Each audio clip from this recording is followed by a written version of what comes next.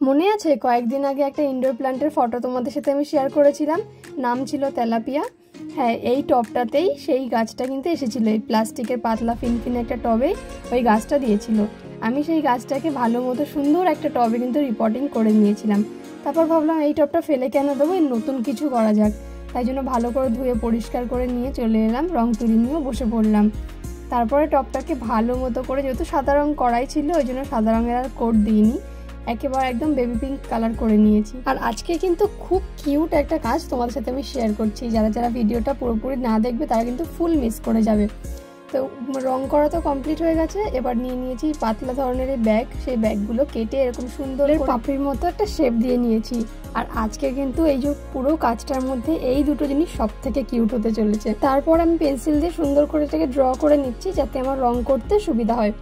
আর আরও একটা কথা, আমি বেশ কিছুদিন ধরে আমি কোনো ক্রাফটের কাজ তোমাদের সাথে কোনো শেয়ার করতে পারিনি, কোনো ভিডিও দিতে পারিনি। বিভিন্ন ক্রাফটের কাজ আমি ভেবে রেখেছি যেগুলো তোমাদের সাথে ধীরে ধীরে শেয়ার করবো। এরকম ছোট ছোট কাজ আমি ভেবে রেখেছি যেগুলো ধীরে ধীরে তোমাদের সাথে এবারে শেয়ার করব। কারণ আমার ফোন চেঞ্জ করেছিলাম, এই কারণেই আমি ভিডিও এতদিন ভালোভাবে দিতে পারছিলাম না। যাই হোক, এবার থেকে রেগুলার তোমরা ভিডিও পাবে। আর তারপরে দেখো আমি কিন্তু এটাকে রং করে নিয়েছি সুন্দর করে। এবার কি তোমরা বুঝতে পারছো এই দুটো জিনিস কি হতে চলে? এদিকে এই দুটো তো রেডি হয়ে গেছে। এবার নিয়ে নিয়েছি টপটা। এবার এতে কিন্তু সুন্দর করে আমি এঁকে নেবো, তার জন্য নিয়েছি কালো কালার আর নিয়েছি কিন্তু এটা সরু তুলি। আর এবার পালা টপটাকে কিন্তু আঁকিবুকি করার।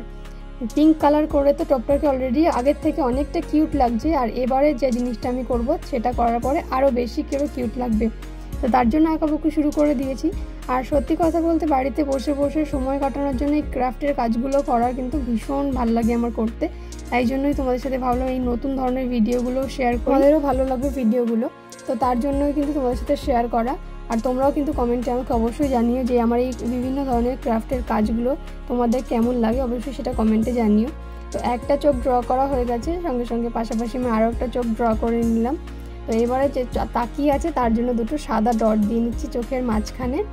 আর এখন দেখো তোমরা কেমন লাগছে আমার এই টপটাকে, একটু অন্যরকম লাগছে কিন্তু চোখ মুখ তো বানানো হয়ে গেছে। আর এদিকে যেহেতু টপটাকে আমি একটা ফিমেল ভার্সন আঁকার চেষ্টা করেছি, তাই জন্য কিন্তু বেবি পিঙ্ক কালার করেছি। আর তারপরে এখানে যে গালের ব্লাশার আছে তার জন্য কিন্তু আমি এই যে ডার্ক পিঙ্কটা অ্যাপ্লাই করে নিয়েছি। সুন্দর করে দুটো কিউট লাভ এঁকে দিয়েছি গালের দু সাইডে।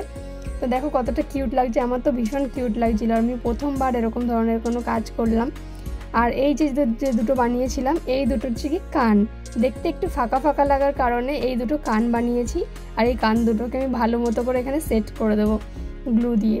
তো দেখো তো কান দুটো সেট করার পরে আমার এই সুন্দর ফিমেল ভার্সনের এই টপটাকে কেমন লাগছে, আগে কেমন ছিল আর এখন কেমন হয়েছে সেটা তোমরা দেখো। কিন্তু টপের সামনের দিকটা সুন্দর থাকলেও পুরো সাইডটা কিন্তু বেশ ফাঁকা ফাঁকা লাগছিল। ওই জন্য ভাবলাম পুরো টপটায় কেননা এরকম ছোট্ট ছোট্ট লাভ করে দিলে বেশি সুন্দর লাগবে। তাই জন্য এই চারিদিকের টপটা যেগুলো ফাঁকা অংশ ছিল সেগুলোতে আমি সুন্দর করে ছোট্ট ছোট্ট এই লাভগুলো এঁকে দিলাম। ঝটপট করে পুরোটা কমপ্লিট করে নিলাম। আর এবার দেখো তো আমার এই সুন্দর কিউট যে টপটাকে কেমন লাগছে দেখলে তো বাড়ির যে পড়ে থাকা যেসব জিনিসপত্র শুধুমাত্র একটু রং তুলির ছোঁয়া পেলে কত সুন্দর হয়ে ওঠে। আর এবার পালা কিন্তু আমার শুধু এর মধ্যে মাটি ভরে গাছ লাগানোর। আমার টবটা পুরোপুরি কমপ্লিট হয়ে গেছে। তোমাদের কেমন লাগলো ভিডিওটা অবশ্যই জানিও, ভালো লেগে থাকলে একটা লাইক করে দিও আর বাড়িতেও ট্রাই করো। সবাইকে টাটা এন্ড গুড বাই, দেখা হচ্ছে নেক্সট ভিডিওতে।